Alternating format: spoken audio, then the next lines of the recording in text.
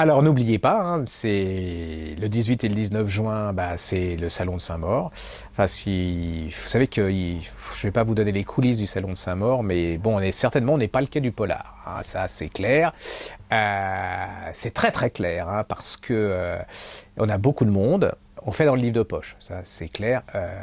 Je suis allé au quai du Polar, donc c'était super bien fichu. Il y avait beaucoup de monde, l'ambiance était super sympa, il y avait des gens de qualité extraordinaire. Mais je veux dire que quand vous êtes pas, voilà, comment dire, c'est très très dur au niveau des éditeurs d'avoir des gens, comment on dit, des pointures, parce qu'apparemment il faut les payer. Vous voyez, donc quand vous êtes étranger, nous c'est le salon du livre de Saint-Maur, mais anglais, et langue anglaise,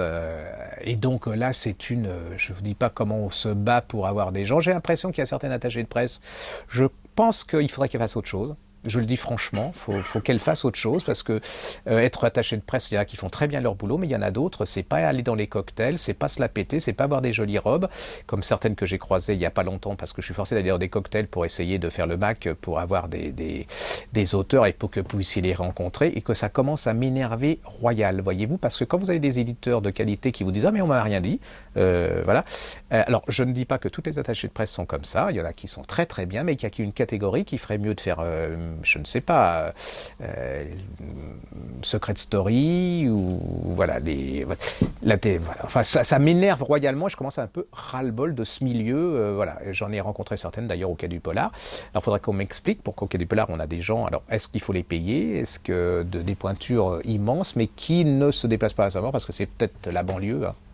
Ça c'est clair, et puis qu'on n'a pas des belles voitures pour les emmener à Paris, qu'on n'a pas forcément les moyens pour les mettre dans des hôtels 5 étoiles, c'est qu'on n'a pas les moyens pour leur payer comme certains festivals, leurs billets d'avion en première classe, que notre salon il est gratuit, que voilà, on peut pas, hein, on a quelques subventions, on n'a pas beaucoup de subventions, qu'on peut pas faire plus qu'on compense ça par du boulot, mais qu'il y a un moment, je pense qu'en France, si vous payez pas, vous n'avez rien, et que il y a certaines gens qui feraient mieux de faire d'autres métiers, puis qu'il y a une nouvelle génération qui devrait arriver pour prendre la place de certaines et de certains. Qu'il y a certains éditeurs qui font leur boulot, mais qu'il y en a d'autres qui nous promettent plein de choses, mais que on attend encore, et puis que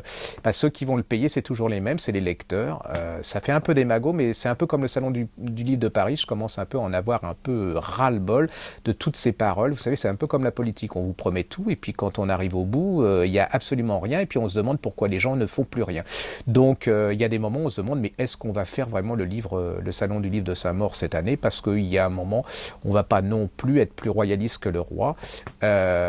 Avis, hein, je ne généralise pas, je dis simplement un état d'âme actuel, et qu'il faudrait peut-être que certains de ces belles dames et de ces beaux messieurs redescendent sur terre, parce que, je vais leur dire, c'est pas très sympa ce qu'ils font, parce que nous on fait des efforts à la télé, à la radio, à la librairie, toute l'année. Ce qu'on leur demande, c'est faire un effort pour 2 jours. Et donc il y a un moment, on peut se demander si on va continuer à faire un effort pour eux toute l'année, alors qu'ils n'en font pas pour nous pendant 2 jours. Et c'est pas pour la Griffe Noire, hein. Moi j'en ai rien à faire, hein. La librairie elle marche très bien, je peux vivre absolument sans rien, mais c'est simplement le respect par rapport aux lecteurs, par rapport aux gens qui achètent les livres, et je trouve que certains écrivains, étrangers même, hein, quand ils reçoivent le chèque en fin d'année, et le chèque il est fait des milliers et des milliers d'achats de lecteurs, hein, qui eux n'ont pas des fortunes, qui eux ne voyagent pas dans des jets, qui eux ne vont pas au Crillon, qui eux, voilà, je vous le dis tout simplement, ils peuvent peut-être venir en se payant le billet d'avion, hein, en se payant leur place d'hôtel, hein. Nous on fait des choses gratuitement aussi, et puis peut-être qu'ils seraient contents, puis que les gens ils seraient contents de se dire voilà, ils ont fait l'effort de venir vers nous sans avoir... voilà. Alors s'il faut payer les auteurs maintenant pour qu'ils viennent, moi je dis non, donc je préfère supprimer un salon que de rentrer dans cette logique. Voilà, c'était un moment, pas de dépression, mais un moment de grosse colère, et encore retenu. Je répète que ce n'est pas tous les éditeurs, mais que c'est très très dur, et que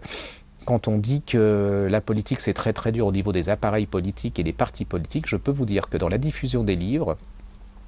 ils en sont pas loin.